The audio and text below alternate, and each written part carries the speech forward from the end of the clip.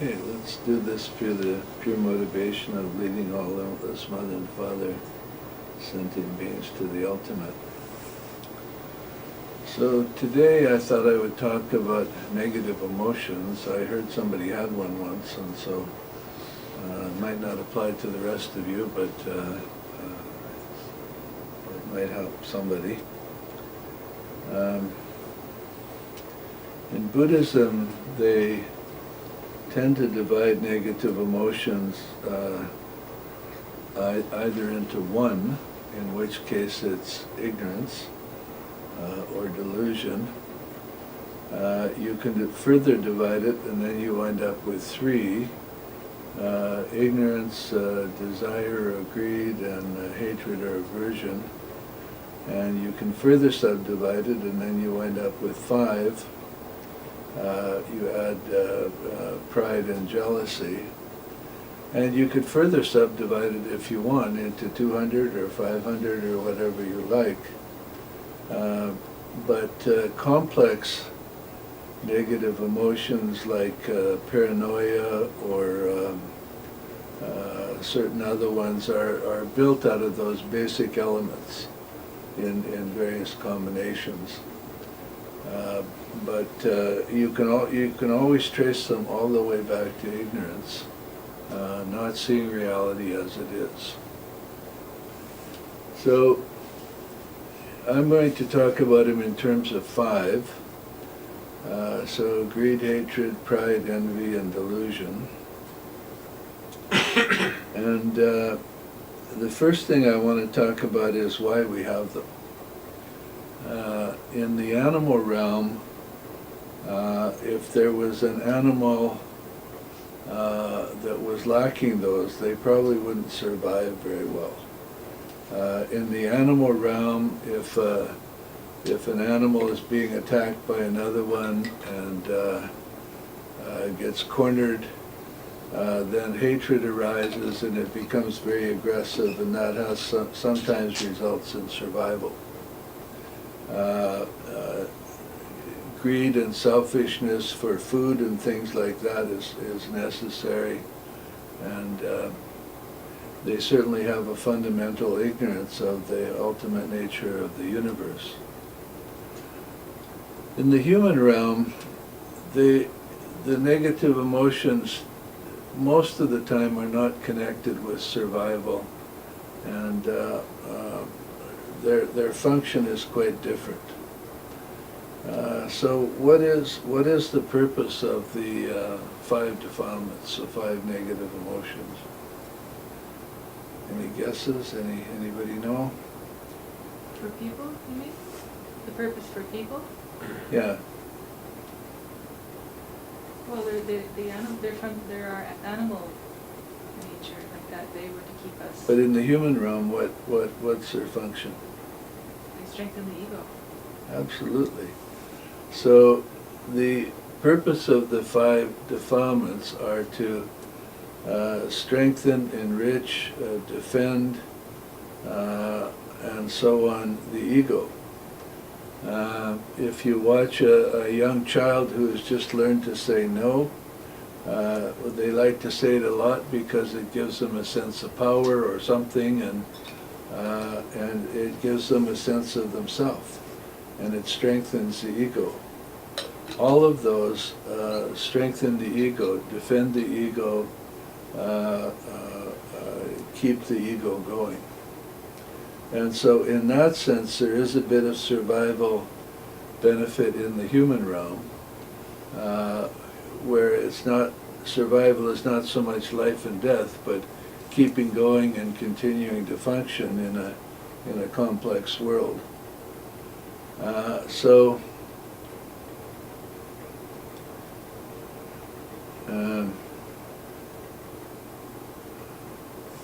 The fundamental ignorance is that the self is somehow separate from the rest of existence, and that it will be to the self's benefit if you get more of what you want and get rid of the things you don't like and avoid danger and all of those things.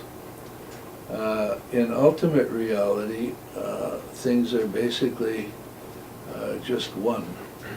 There are no boundaries, no one is separate from anything else. If you have that experience of the universe being one, which I've had, there's no sense of you being one with the universe at that time. It's just that the universe is. And you're included as everything is, but there's no sense of separation, no sense of individuality. It's just one. Once you define yourself as separate, well then you start to look for ways to sustain and protect that separateness. And so desire functions to get you more of what you think you need to sustain and enrich this ego that has been created.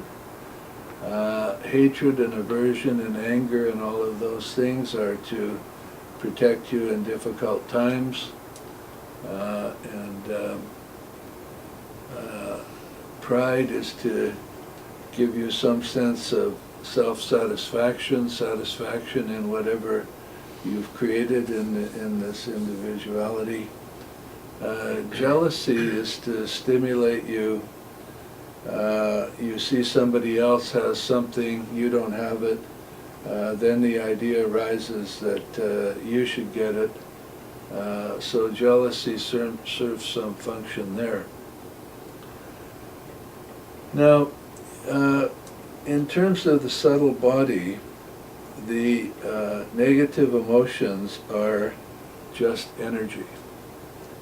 So if you have energy in the pelvic area of the body, and the energy is either stuck or moving the wrong way, you will experience it as sexuality. If that same energy moves the other way, you will experience it as compassion. And it's exactly the same energy. I was once with one of my teachers, and a woman came in, and she was in this serious negative state, and she'd been in this state for quite a long time, couldn't get out of it. And the teacher said, well, if someone were to volunteer, I could take that energy out of you and give it to somebody else. And but that person would not experience it as negative energy. They would experience it as energy, and it would probably be quite pleasant. So sure enough, somebody volunteered, and so the two came up to the teacher, one beside each other, and he transferred the energy somehow. And the person who had the negativity no longer felt any negativity. They were really happy. And the other person just felt all this positive, wonderful energy flowing them, and felt really great. But it's the same energy, you know. So I've mentioned in other talks that one time when I was young, in relationship to a woman, I had a lot of jealousy. She was with somebody else, and I wanted her to be with me. And we used to eat in the same place all the time, and one day I was sitting across from her, and her boyfriend was beside her, and so we had a short little conversation, and the result of it was this incredibly severe, painful jealousy that I had suddenly moved in the right direction, and it turned into bliss. And the bliss lit up the whole room. And so I had told her that I wanted to be with her, but she told me she wanted to be with him. And when I was flooded with bliss and all negativity was gone, then the woman next to me, who I didn't know, said, I want to be with him, and pointed at me. But it didn't work out. But It was cute at the time. Another time I had an experience where sexual energy moved up to the heart and moved out in all directions as love. Technically you would call it compassion, but compassion actually is love. They just don't call it that because of all the other kinds of usage of the word love. So that was also accompanied by great bliss and great openness. Everything in the subtle body opened up and was just perfect.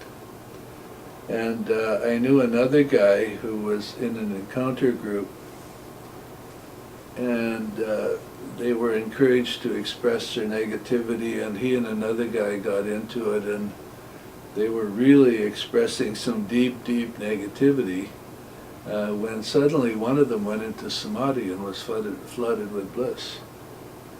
The exact same energy shifting. Now what causes it to shift is what Namgyal Rinpoche called the overview.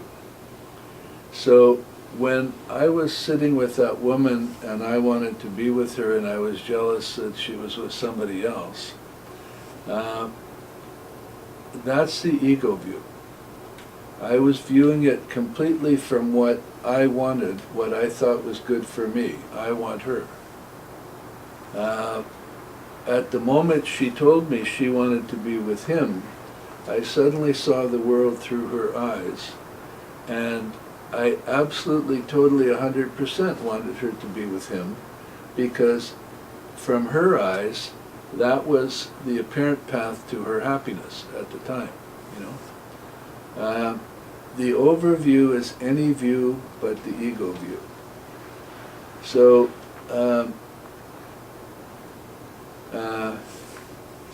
another time I had passion change into compassion was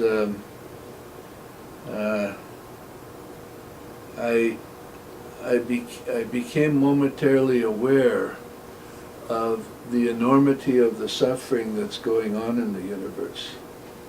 And so all the energy in my body turned into compassion to want to help.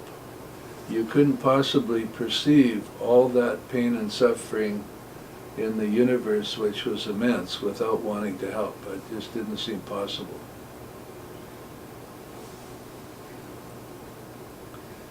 So if you're driving along and somebody cuts you off in traffic and you get angry, you're angry because you want to go and they're getting in your way, or you know, you want to have things your way and you're not getting it. That's the ego view. If you realize maybe they're rushing to the hospital or who knows what, you know, you might get into an overview, and then it changes completely. Of course you want them to succeed. Go ahead, you know, take all the road you want.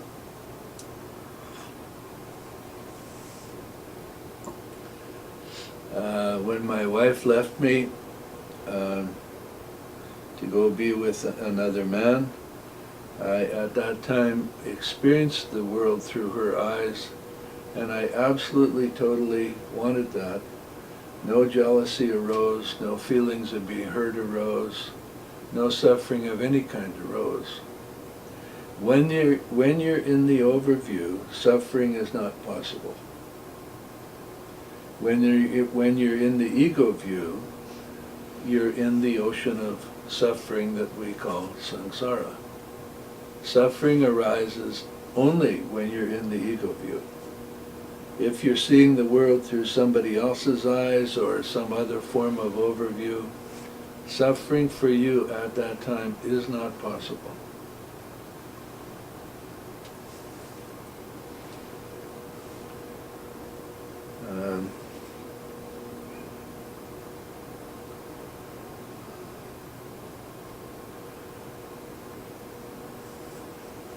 Parents sometimes learn to be able to see their world through the eyes of their children a little bit, you know, so that if the child is hurting, then great compassion arises and they want to help. That might, and I suppose pet owners might see the world through the eyes of their pets. I don't know. I don't have a pet.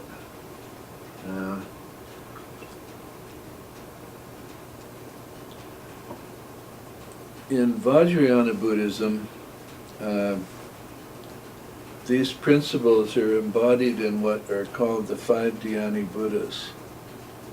The 5 Dhyani Buddhas each are associated with one of those 5 defilements, and each are associated with the corresponding wisdom and bliss that occurs when the energy is transformed. So Amitabha is one of the 5 Dhyani Buddhas, and he is associated with desire, and the transformation of that into a corresponding type of wisdom. In the teaching, they don't emphasize the bliss that comes with this wisdom, but it does come, and it's very, very powerful.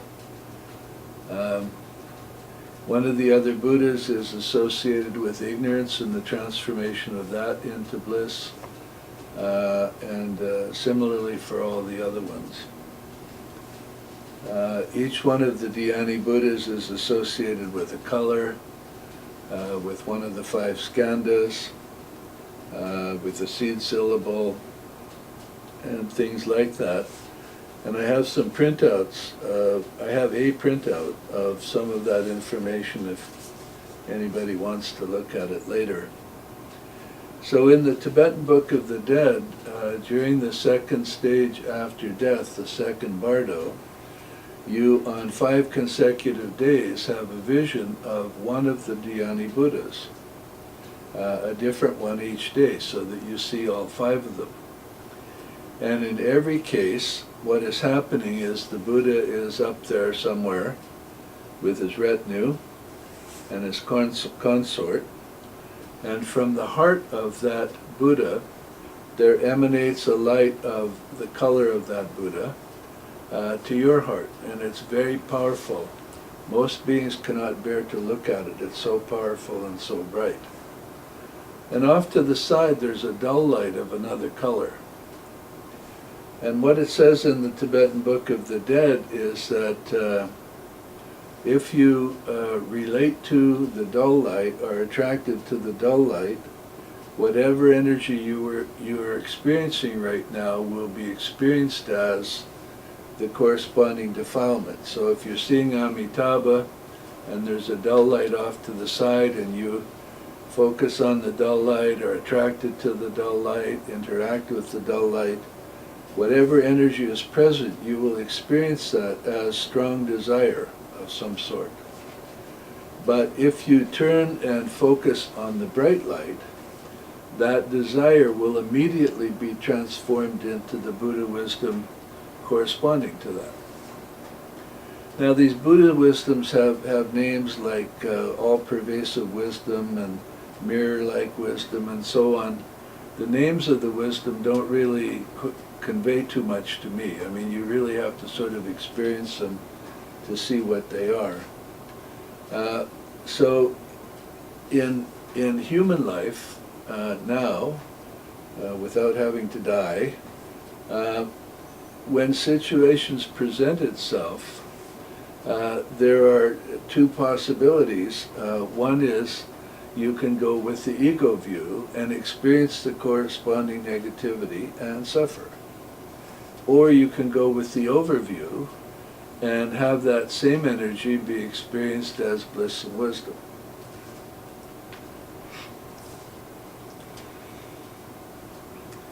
Now, the skandhas are not in favor of that. They're not in favor of bliss and wisdom until you experience it, and then they like it quite a bit and they change their mind. But until you experience it, their job is the job of the ego. They are the components of the ego. And so they like the arising of the negativities, because it strengthens them and gives them more of a cohesive sense, a sense of self, and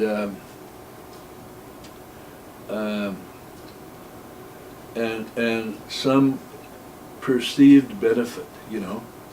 So if you accomplish something great and you have a feeling of pride, they think that's a good thing, you know, because you're somehow a little better than some of the others. If you experience jealousy, they think that's a good thing because it might lead you to get whatever the other person has that you're jealous of. And so on for all of these things. And there are people who actually treasure ignorance. I was absolutely astounded by this, but when I used to practice medicine, my approach would be somebody would come in and we would talk and I would find out what the problem is and I would ask some questions, and then I would do a physical exam and if necessary tests and x-rays and so on, and at some point I would reach a diagnosis, and I would also then have a series of alternatives for treatment, you know. And so I would say to somebody, well, based on everything, it seems that you have this, and we can either do nothing, in which case this will happen, or we can treat it with this medication, in which this will happen, but you might get side effects, which would be these, and go through the alternatives. And I discovered pretty shortly that there was a small percentage of people that the moment you started to tell them what was wrong with them, they would say, stop, don't tell me, just fix it. And they did not want to know. And they preferred being in a state of ignorance. The benefit from that was, if whatever I did didn't work, then they could blame me, because they weren't part of it, you know. You know, I told you to fix it. That was your job, you know. Where really it's their job to participate in the choices, you know. I myself go into that state frequently when technology comes up. Somebody's telling me something about technology and I just don't want to know, you know. I really just don't want to know. So that's intentionally going into a state of ignorance. I also came across a man once who was praying and devoting all of his energy to be reborn as a horse. And the reason was that human life was too complicated. He wants something simple. And he had in his mind pictures of galloping over the fields with the other horses, and you know, and so he really was committed. I mean, I never met anybody who tried intentionally to be reborn as an animal. He doesn't understand the animal realm and the suffering that goes with it, which is much more than the human realm. You might be a horse for a few lives, and it might not be bad if you're taken care of by humans and so on, but the animal realm isn't stable. You pass from species to species. An animal that's large but gets attacked and eaten by other animals, in the unconscious there will be a drive to be smaller so you can hide. Animals that are small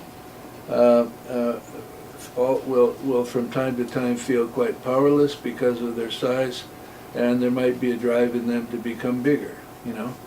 And animals that, well, there's a lot of things that happen in animals that drive them from species to species over time. But there aren't that many good niches in the animal kingdom. There might be a few that are better than others. You know, you would think elephants have it pretty good, for example. But if you've seen the documentaries of elements in the droughts that happen every year in Africa, you would change your mind. You know, they go for 3 months with almost no water, and then at one point they have to march hundreds and hundreds of miles over basically desert conditions with nothing to drink and nothing to eat along the way, you know. And so the skandhas want you to create the negativities. And so, for example, in myself these days, even though I don't identify that much with what the skandhas put out most of the time, very often I'm presented with a set of circumstances and they will suggest, well, anger would be good here, you know, or desire would be good here. Yeah. Well, not this time, thanks, you know. Thanks for trying to help, you know. But if you're identified with the skandhas, you just experience it as I am angry, or I want this, or I'm jealous of this, whatever the negativity is.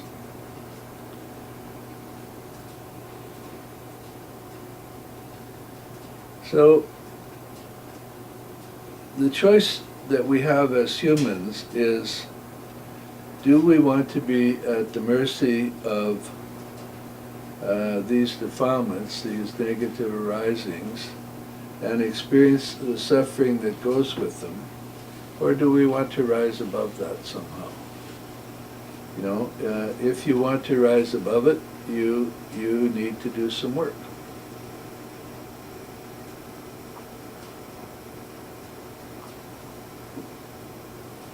The basic practice of mindfulness will allow you to rise above all of them sooner or later. In my particular case, I've mentioned before that according to my subjective memory, which might be hallucination, over the last 800 years I've been in very negative states. I've been tortured and killed many times, and I was eaten by a pack of dogs once, and many negativities. And so in this life, as a young person, I did not have an overwhelming amount of love for other people, or an overwhelming amount of compassion. I was a bit deficient in that. I made up for it by having lots and lots of hatred. I wasn't deficient in that at all. And lots of attachments and all of those sorts of things. So Siddha Rinpoche suggested I do 100 million of the Chenrezig mantra, which is to produce compassion. And it completely changed me as a human being. It took 3 to 4 hours a day minimum for about 10 years. That's an awful lot of practice of one practice, you know. So if somebody has a lot of trouble with jealousy, there's a practice that works on that. If you have a lot of fear, then you do green Tara. If you have a lot of hatred, you should do Chenrezig or loving kindness practice in Theravada. And so for all of these things, you can do something. For basic ignorance, you can do Manjushri, but there's also some practices in the Visuddhimagga that would help with that. The Buddha, when he talked about different categories of people. He didn't treat everybody the same. Everybody has some amount. Every unenlightened being has some amount of all of the defilements, but some have a whole lot more of one than another. So for people who had a lot of hatred, much more than all the other ones, he prescribed a certain set of practices, and he told those people to avoid certain practices. So if a person with a lot of hatred does a dead body meditation, it just stimulates more hatred, you know? So he would have them do loving kindness and things like that. And similarly with all the other defilements. So it's good to take inventory of yourself to see how you are. In the Visuddhimagga, there's a section on each of the various states has some associations. For example, people who have a lot of hatred tend to sleep on their back. People who have a lot of desire, I think, sleep on their left side. People who have a lot of ignorance sleep on their stomach. Buddhas sleep on their right side. And how you take care of yourself, your grooming, and your clothes, and your neatness or lack of it, how you eat, all of these are clues to what negativity is dominant in you. So if I were you, I would take an assessment of myself, and if you seem pretty balanced, then just keep practicing. But if you notice a big imbalance, then you might get some advice on what practice to do that would be best for that type of person. You should also be very mindful of the ego view when it arises.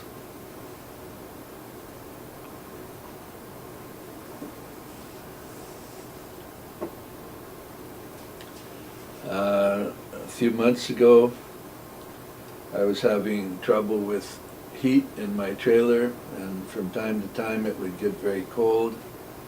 I had to escape once when it was -4 inside my trailer and go over to Lisa's nice warm house. And around that time I went to White Spot one day in Courtenay when I went in for groceries, and they had no heat. And I immediately went into the ego view. Immediately. It caught me by surprise. So I wasn't mindful enough at the moment it arose. And I found myself in the ego view that this can't be. I mean, it's just well known that restaurants have heat in cold weather, you know, and I sat down and I was suffering like crazy. You know, and it was all because of being stuck in the ego view. Plus, I was really cold and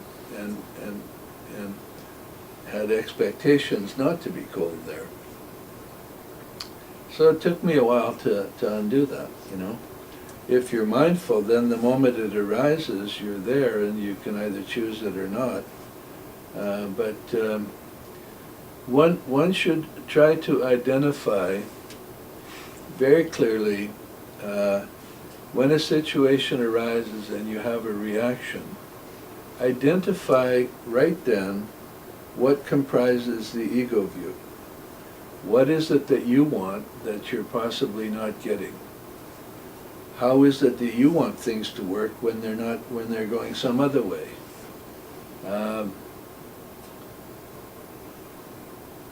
There's that great DVD on that Zen cook who used to go around and teach cooking at Zen monasteries, and he used to ask the question, what's the worst thing about cooking at this monastery? And he got, everywhere he went, all over the world, he got the same answer. The other cooks. They don't know how to do it my way. They want to do it their way. How ridiculous is that, you know? So if you want to do it your way, or if you want it to be done your way, you're in the ego view.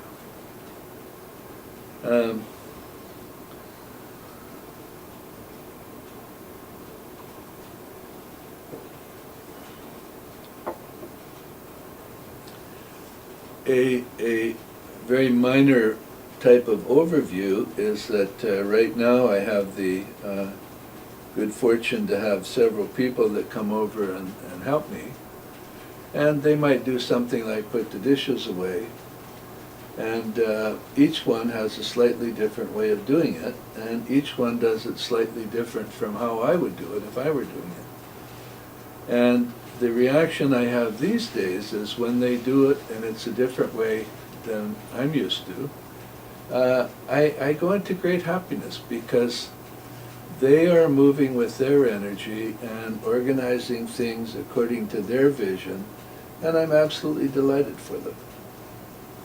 So when that happens, I don't suffer. If I were to switch and go into the ego view, well, the spoons don't go that way, you know, then I would suffer, you know, get into some anger or something like that. So the first thing in finding the overview is to find the ego view. To be absolutely, totally clear about it. And in this situation, it's this and this and this that I want and I'm not getting it. Or in this situation, I want to control what's going on, but somebody else is controlling it or trying to take control. You should identify that really clearly. And then maybe a few days later, you can look back at it and have a laugh at how silly it was, because really, what difference did it make, you know? One of the greatest days I ever had in my life was the very first time I was able to totally abandon wanting things done my way, and somebody else did them their way, and the world did not end. I was absolutely shocked.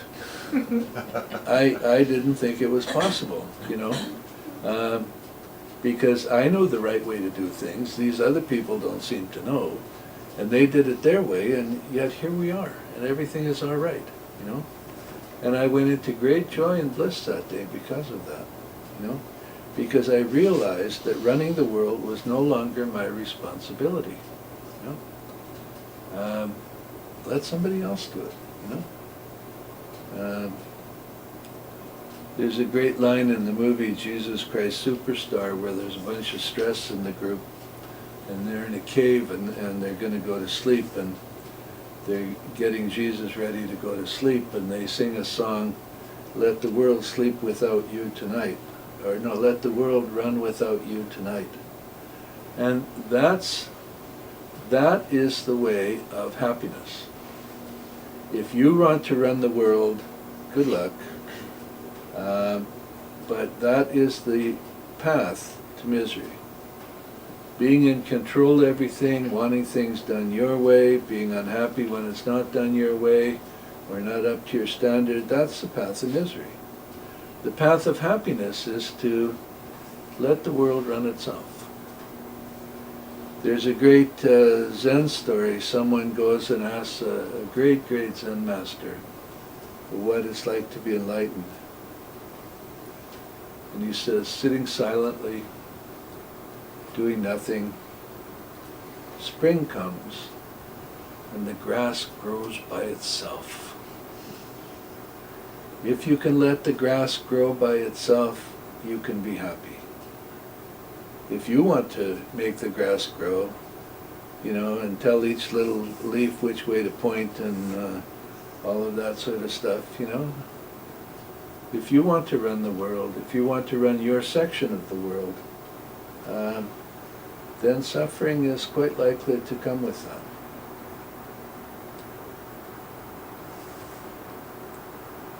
A lot of people, no names mentioned, live on their own because then they get to run things exactly how they want, you know. Then if later on they have to share space with somebody's been living on their own for 10 years and they have to share space with somebody, it's difficult.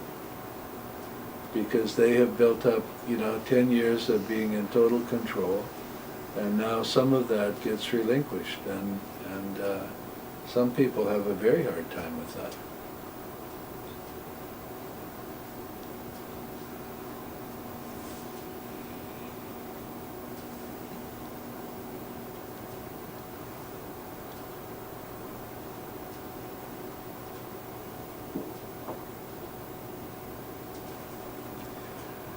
Once you mindfully experience the ego view over and over and over and over, you could then ask yourself, what if I abandon what I want out of this situation?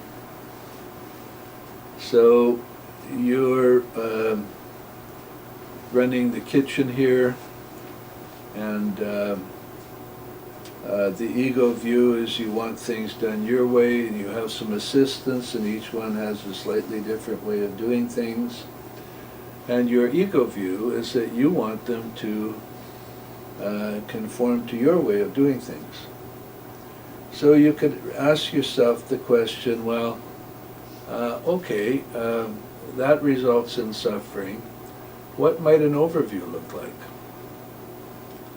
Well, an overview might start with looking at why the assistants are here volunteering and what it is that makes them happy. And if it makes them happy to do something a certain way, wouldn't you want them to be happy? You can sort of nudge up to the overview a little bit, you know, and find some way. Another way to do it would be to, if you have the time, you get in a situation, you're in an ego view, you want some things, somebody else wants it a different way. If you have the time and the space, you could go sit down by yourself and visualize yourself as that other person. And then try to work out in your mind what way of doing things makes that person happy. Why is it so important that you be happy and not them? Visualize what it would be like if you put all your energy into helping them achieve their happiness. And that might start to get you, loosen up your attachment to the ego view, you know. You can get very creative with these things.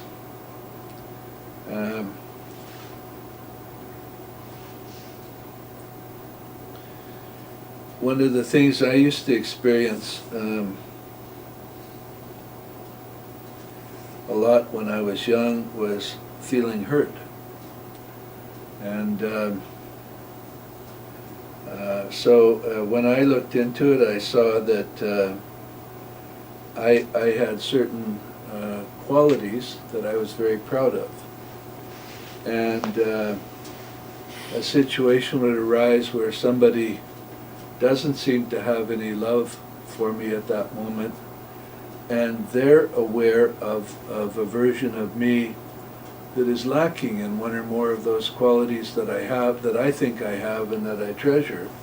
And I would feel very hurt that they don't see me how I am, and they don't see this quality that I have, you know.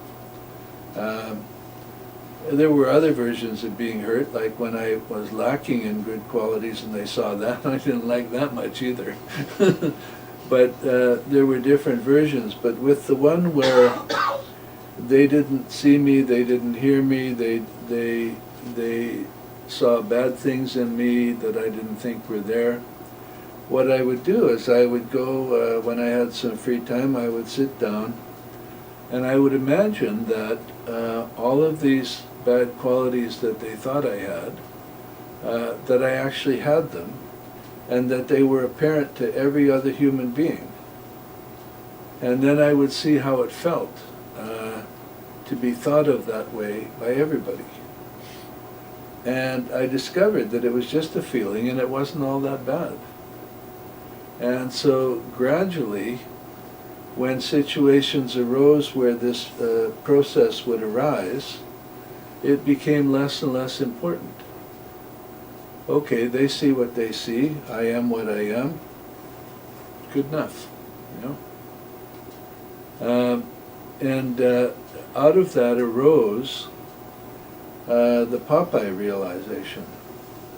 I am what I am, what I am.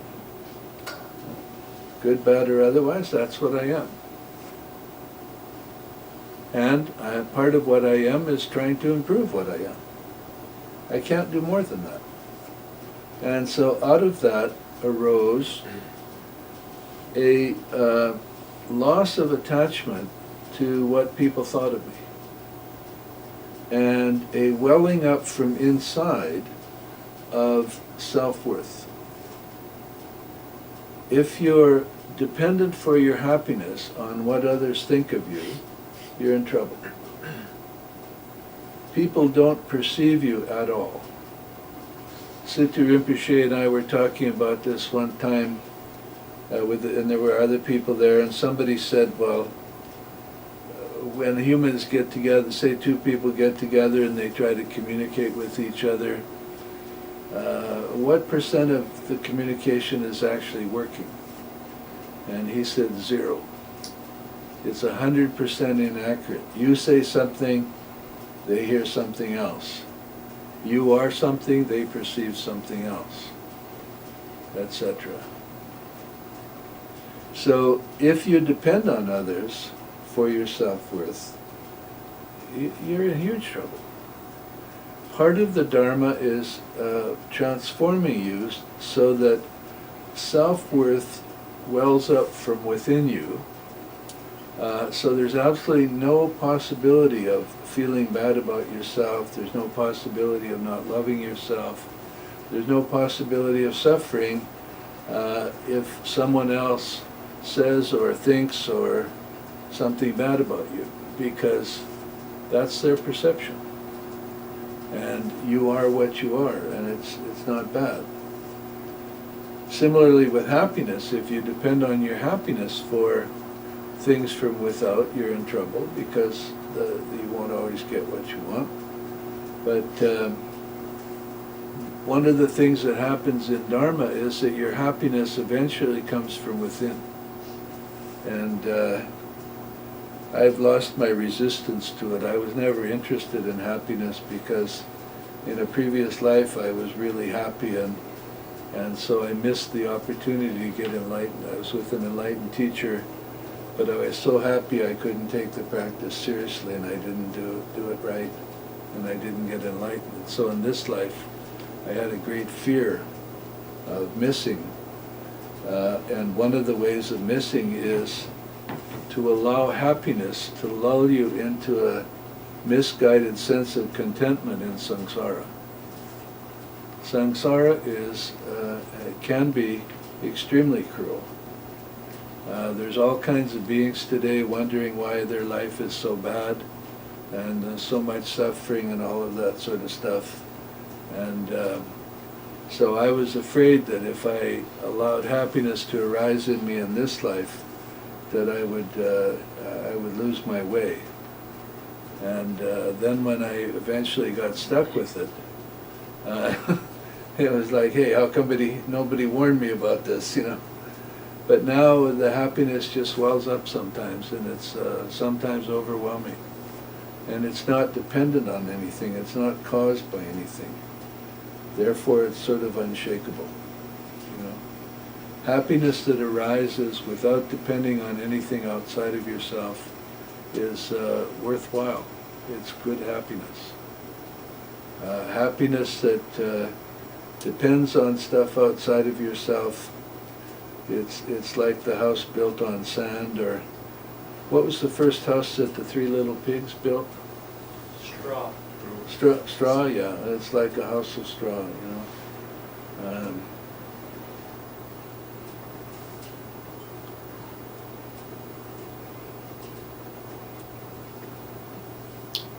So another thing that would be good to do is to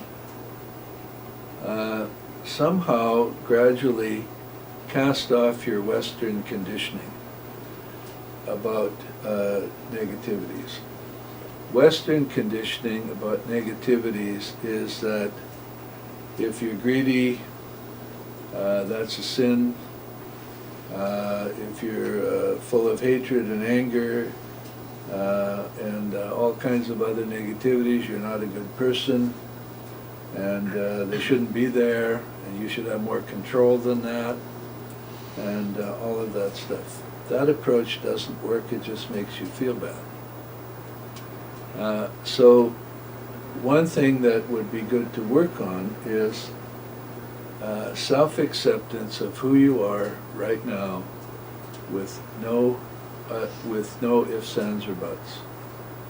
If you have a lot of hatred come up, if you have a lot of guilt come up, if you have a lot of pride come up, a lot of ignorance come up, whatever it is, great, that's what you are right now, and there's nothing wrong with it. When I look around, I see absolutely nothing wrong with any of you, except the fact that you believe there's something wrong with you. I might be able to be persuaded that that's something wrong with you. Get rid of it. Mm-hmm. It doesn't help.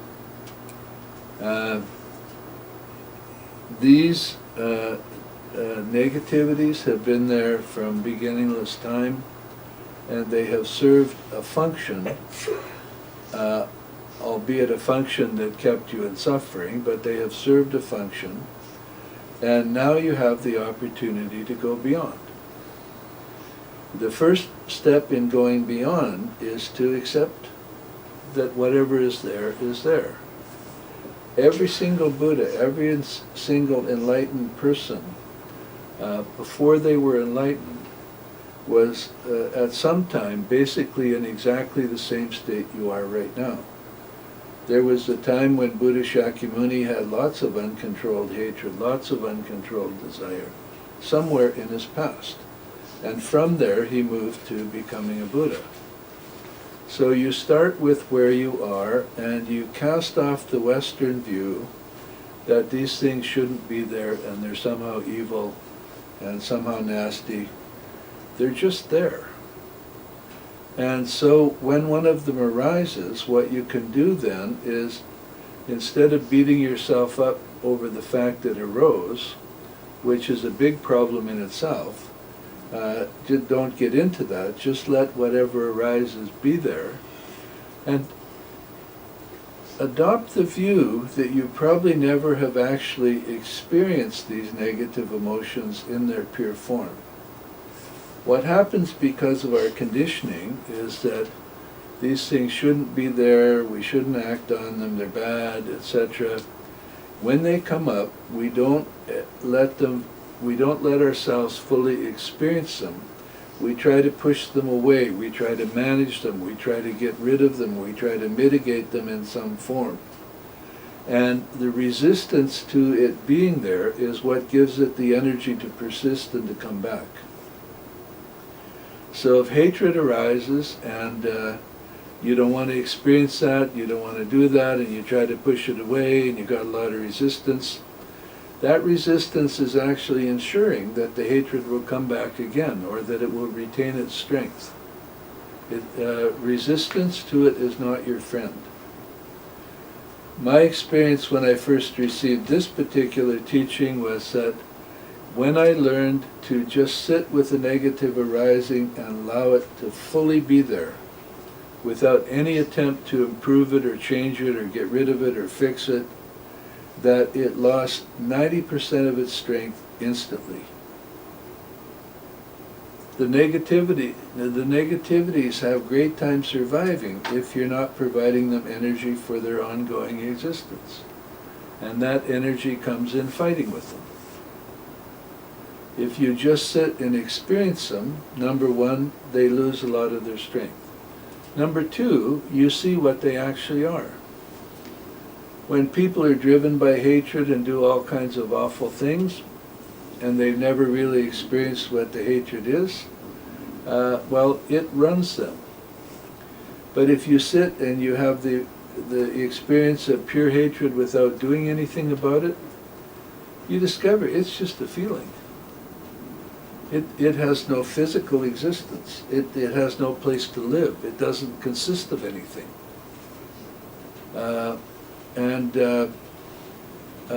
So right away, then the question arises, well, why is it controlling me? Why does it seem to be so strong? Why is it running me?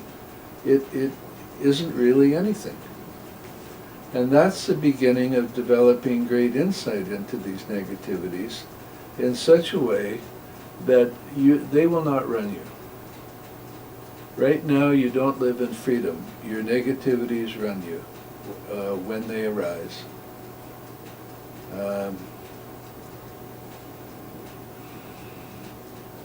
Well, at least one or two of you. I don't know about all of you. So the Buddhist view is no judgment on negativities. If you choose to act on a negativity, it's simply a mistake. It doesn't make you a dirty, rotten sinner. It doesn't make you a bad person. You're, out of ignorance, acting on a negativity. If you didn't have ignorance, you couldn't possibly act on them. Beings who attain enlightenment and get rid of ignorance totally don't act on negativities. There's just no need. They're seen for what they are. So by experiencing them and not fighting with them, gradually you will become more comfortable with them. And gradually a sort of a fraternal relationship develops between you and your hatred, between you and your desire. That, well, okay, there you are again, you know. Okay, well, do what you want to do, you know. And it's not that fierce fighting with it, that fierce judgment of it, that fierce resistance to it. It's just there. And in that type of relationship, which will go on for a while, you begin to experience some separation from them. You begin to experience some freedom from them. And then eventually, through total insight, through the practice of mindfulness, they totally lose their hold over you.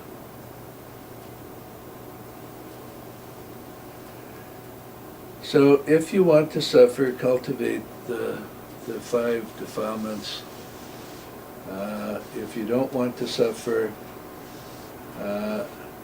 find your way into the bright light, coming from the heart of the Buddha, 24 hours a day, 7 days a week, etc. And relax. The other little tip is that relaxation is the key. If hatred arises in you, if anger arises in you, if some negativity arises in you, at the same time tension arises in you. I had a subjective experience one day. I was trying to meditate, and I was having this repeated arising of a particular negativity, and it seemed so much stronger than me, and it just seemed no way that I would ever work through it, and it would weaken and go away. And my subjective experience was that Milarepa showed up in my room, and he said, I can help you with that if you want. I said, please. And he said, so you have this repeated negative arising. It appears to be very strong. Let's try something. Sit and close your eyes and go through all the parts of your body and get each part to relax until every single part of your body is relaxed. So I did that. It took about 20 minutes, and he just appeared to be there. And when I was totally relaxed everywhere, I said, okay, I'm relaxed. And he said, so where is that powerful negativity right now? Doesn't exist. Doesn't exist. He said, okay, let those thoughts arise again, and as you do, watch where tension develops in your body. So I went back into those thoughts, and certain tensions arose. And he said, this is the law, that when that negativity arises, that tension is there. When the negativity ceases, that tension is gone. And the reverse, when that tension is there, that negativity is there. When that tension is gone, that negativity is gone. It has no power whatsoever. It has no power whatsoever. It gets its ongoing strength from your tension. So, if you find yourself in a strong negative emotion, try relaxing and see what happens. And it absolutely, totally works. Any questions? Yeah. What is the self-destructiveness comprised of? How does it support the ego? Well, that's a very complex one.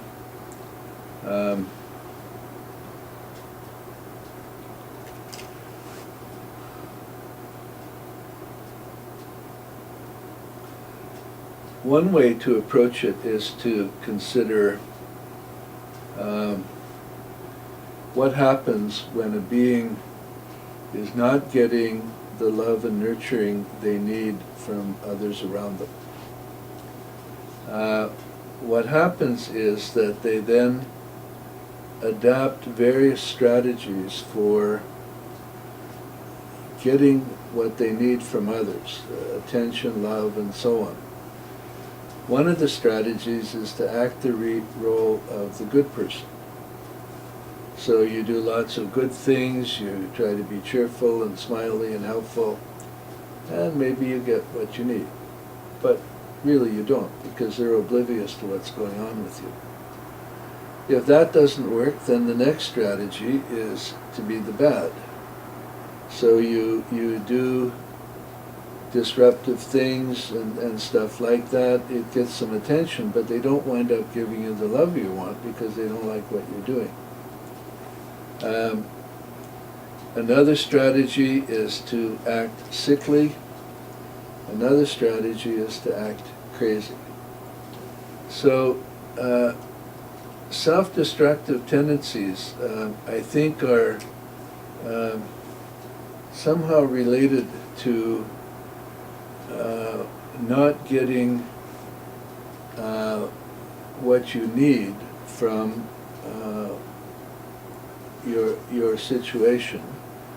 And it can be a combination of, if you're self-destructive, the unconscious can form a misguided formation that if you're self-destructive enough, they will be moved to help.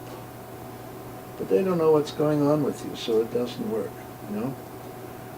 Another component is often guilt. You know, so it was taught for thousands of years in Europe and also in other parts of the world. So in our past lives, if you spent lives in the Dark Ages and the Middle Ages in Europe, you were told that you were a dirty, rotten sinner and God's going to get you. And the path to purification is self-torture, inflicting pain on oneself, self-deprivation, and so on. And so if that was something significant in a past life, it could leave an unconscious formation that if I self-destruct, somehow that will work out good. You know, either it will purify you or something like that. And there could be other components. You know, self-destruction tendency it has so many possibilities as its origin, but they could be two of them. You know, so what you need to do, if that's a situation with you, is to find out what it is for you. If somebody has some other pattern that they identify, what you could do, what you should do is, before you meditate every day, you should say, what is at the root of this pattern, whatever your pattern is. If you feel a lot of guilt, what is at the root of this guilt? It will not likely be something in the last 2 years, it will not likely be something in the last 40 years, provided you're 41 or more, you know. So anybody that has a significant repetitive negative pattern could use the questioning technique. You just ask the question, what is at the root of this pattern? And then forget about it. And you do your meditation, then the next day you ask the question again. You can get the answer in the midst of the question, you can get the answer the next day, you can get the answer in a dream, or you might take 40 years to get an answer, you know. I could never figure out why I ate the way I did and why I put on weight. And so it took me 30 years of answering that question. And the reason it took 30 years is because food is so closely linked to survival. There are very few things deeper than wanting to eat, you know. And the answer when it finally came was that I had been starved for the first year and a half of my life. And I had periods of starvation when I was in India. Later on in life, I had periods of starvation when I lived in Vancouver in the 60s. And I had lots of starvation in previous lives. So once I got that answer, then with it came the insight what to do about it. And the insight was, well, you need to allow some healing. You know, the starvation resulted in a formation that I better eat now, I better eat more because food might not be available when I want it. And that was the fundamental eating formation that I experienced that caused me to gain weight. So the solution was, okay, forget about dieting, forget about weight loss, eat what you want, eat as much as you want, eat anything you like, eat whenever you want, and so on. So I did that for about 6 or 8 years, and then just recently, it took it farther, where I had some subjective experience of a visit by 2 enlightened beings who have something to do with eating disorders. And the result is that within me arose a fierce desire right now to put to end all attachments to food, all preferences to food, all any abnormalities concerned with food or eating or weight or anything. And the result is, since then, I've lost 18 pounds without really trying very much, and I'm continuing to lose weight, and I'm never hungry. Almost never hungry. I was hungry at lunch today. But except for lunch today, I'm almost never hungry. So the questioning technique works, and usually when you get the answer, is included a way to begin the resolution of the problem, to begin the dissolution of that formation. And depending on how old it is, how deep it is, what it's rooted in, it can be a short process or it can be a very long process. But it's at all times an absolutely necessary process. One should not live with those fundamental kinds of formations.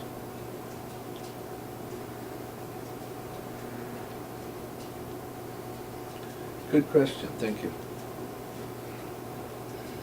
Any other questions?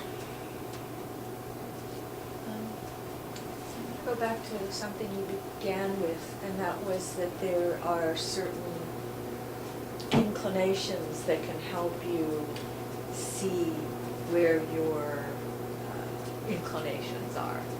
You were talking about if you sleep on the right, if you sleep on the left, sleep on your back. Is Yeah. there a source somewhere that Yeah, the Visuddhimagga. Oh, the... I have a copy of it. Oh, do you? Yeah. Okay. Because I know I can, when I try to figure stuff out, there's usually a couple that are really obvious. Yeah. But then I start looking at other things and I can see myself going, well, when I was younger I was that way, but now I'm like this, or Yeah. I'm like that when I'm in this situation, and I get myself in total knots and Yeah. lose some kind of guidance to it. So. Yeah, well, it's actually the Visuddhimagga is recommends that a person go to a teacher, and the teacher uses these to tell the person what their propensities are. Yeah. But I have copies of that if you want to look at that. Yeah. Okay, thank you. Anything else? So let's dedicate any merit from this and from all sources and times to all beings that each without exception attain the ultimate for themselves.